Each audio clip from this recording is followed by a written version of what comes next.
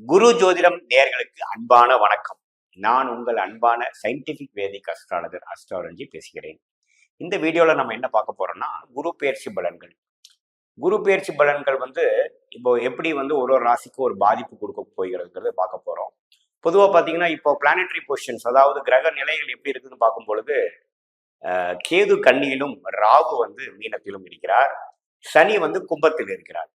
இந்த 3 ஆண்டு கிரகத்துல எந்த விதத்திலையும் ஒரு மாற்றங்கள் இருக்க போறதில்லை அடுத்த 12 மாதங்களுக்கு. அதாவது மே 1ஆம் தேதி 2024 இருந்து அடுத்த வரக்கூடிய மே 2025 வரைக்கும் இருக்கக்கூடிய காலகட்டத்தை நம்ம இப்ப பார்க்க போறோம். அதுல ஒரே கிரகமாகிய ஒரு ஆண்டு கிரகம், இடம் மாறுற கிரகம் என்னன்னு கேட்டீங்கன்னா குரு தான். குரு தான் ஒரு பெயர்ச்சி பெறக்கூடிய ஒரு கிரகமாக இந்த காலகட்டத்துல இருக்குங்க. ஸோ குரு மேஷத்துல இருந்து ரிஷபத்துக்கு மே 1, 2024 இடம்பெறுகிறார். அந்த மாற்றம் எப்படி ஒரு ஒரு ராசிக்கும் ஒரு பாதிப்பையோ, ஒரு நல்ல ஒரு விஷயத்தையோ, ஒரு முன்னேற்றத்தையோ கொடுக்க போகிறது என்று நம்ம பார்க்க போறோம். அதுக்கு முன்னாடி பாத்தீங்கன்னா, ஜென்ரலா இப்போ மேஷத்துல இருக்கிற குரு ரிஷபத்துக்கு மாறினாருன்னா உலகளாவிய மாற்றங்கள் என்ன இருக்க போகுது அப்படிங்கிற மாதிரி பார்க்கும் பொழுது, ரிஷபம் பாத்தீங்கன்னா காலபுருஷ தத்துவத்துல 2ஆம் ராசியாக வருகிறது. ஸோ 2ங்கிறது என்ன? குடும்பம், ஃபினான்ஸ், தனம், வாக்கு, இந்த மாதிரி விஷயங்கள் ஒரு நல்ல ஒரு ஒரு குரு எந்த ஒரு பாவத்தையும் வளர்க்கக்கூடிய ஒரு கிரகமா இருக்கிறதுனால, மிகப்பெரிய ஒரு சுப கிரகமா இருக்கிறதுனால, குரு இந்த ரிஷபத்தில் இருக்கக்கூடிய காரத்துவமாகிய கலை சார்ந்த விஷயங்கள், சுக்கரனின் காரத்துவமாகிய மீடியா ரிலேட்டடான ஒரு துறைகளை நல்ல முன்னேற்றத்தை பெற போகிறார்கள். பெண்கள் சம்பந்தப்பட்ட விஷயத்திலேயே நல்ல ஒரு முன்னேற்றத்தை கொடுக்க போகிறது. அதே சமயத்துல தனம், ஃபினான்ஸ் உள்ள விஷயங்கள், பேச்சு சம்பந்தப்பட்ட விஷயங்கள், அதே சமயத்துல ஆடை அலங்காரத்தில் இருக்கக்கூடிய ஆடம்பரமான சில விஷயங்களா இருக்கு பாத்தீங்களா, அது மாதிரி விஷயங்கள நல்ல ஒரு ஏற்றத்தை பெறக்கூடிய ஒரு காலகட்டமாக இருக்க போகுது. ஜென்ரலாவே சுக்கிரன்ல குரு வரும் பொழுது, சுக்கிரனோட வீடாகிய ரிஷபத்துல குரு வரும் பொழுது, அந்த ரிஷப ராசி திக்பலம் பெறுகிறது, சுபத்துவம் பெறுகிறது. ஸோ அந்த ரிஷபராசியோட காரத்துவங்கள் எல்லாமே கொஞ்சம் உலகளாவிய விஷயத்துல எல்லாமே கொஞ்சம் நல்ல ஒரு முன்னேற்றத்தை பெற போகிறதுன்னு பார்க்க போறோம். யாரு இது மாதிரி துறையில இருக்கிறாங்களோ, நான் சொன்ன சுக்கிரனின் துறைகளாகிய டெக்ஸ்டைல்ஸ், மீடியா, கலைத்துறை, அதே மாதிரி பார்த்தீங்கன்னா ஃபினான்ஸ், அது மாதிரி விஷயங்கள் எல்லாம் பார்த்தீங்கன்னா நல்ல முன்னேற்றம். வண்டி, வாகனம், வீடு, ஆடம்பரமான சில விஷயங்கள், அதுல ஒரு நல்ல முன்னேற்றத்தை பெறக்கூடிய ஒரு வாய்ப்புகள் கண்டிப்பாக இந்த வருஷம் இருக்கு.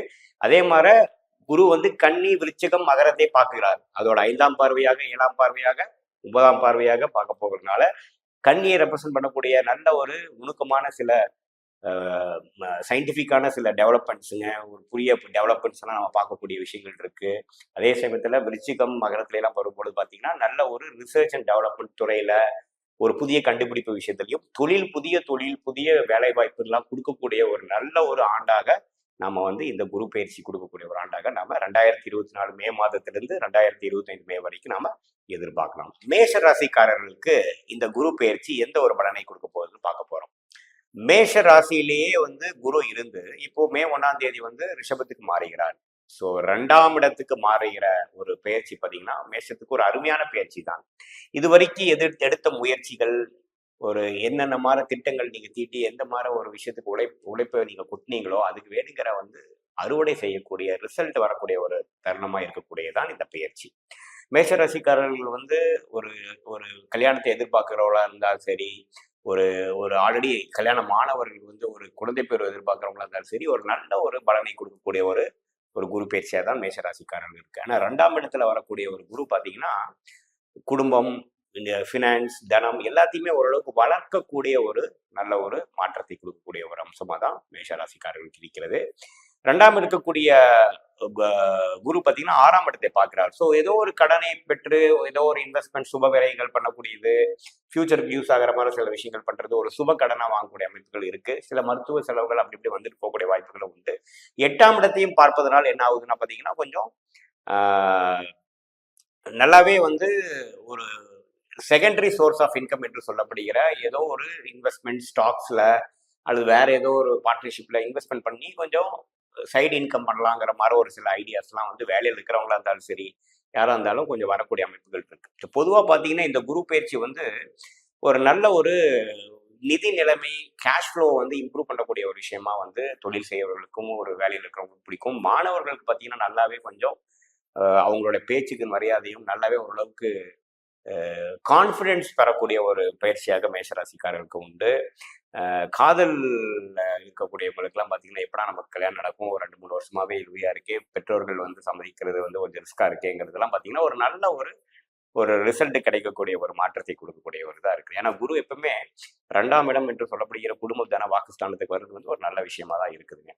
ஸோ இப்படி இது ஒரு மேஷராசிக்கு பார்த்தீங்கன்னா, ஆல்மோஸ்ட் லாஸ்ட் ஒரு 6 மாசமாவே ராகு பயிற்சி ஆனதுக்கு அப்புறமே குரு ராசியிலிருந்து ஓரளவுக்கு நல்ல விஷயத்தை கொடுத்துட்டு இருக்கார். பட் அதுக்கு மேல கை மேல பலன் கிடைக்கக்கூடிய ஒரு மாற்றத்தை கொடுக்கக்கூடிய ஒரு பயிற்சியாக இந்த குரு பயிற்சி பலன்கள் மேஷராசிக்காரர்களுக்கு கட்டாயம் உண்டு.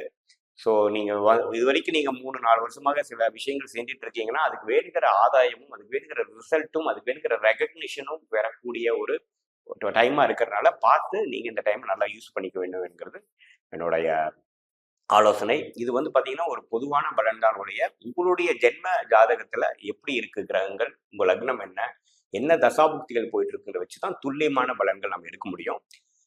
மறக்காம நம்மளுடைய வீடியோஸை வந்து உங்கள் ஃப்ரெண்ட்ஸ் அண்ட் ரிலேட்டிவ்ஸுக்கு ஷேர் பண்ணுங்க. ஃபர்ஸ்ட் டைம் நம்ம வீடியோவை பார்க்குறவங்க கண்டிப்பாக சப்ஸ்கிரைப் பண்ணுங்க. மீண்டும் மற்றொரு காணொளியில் சந்திப்போம். நன்றி, வணக்கம்.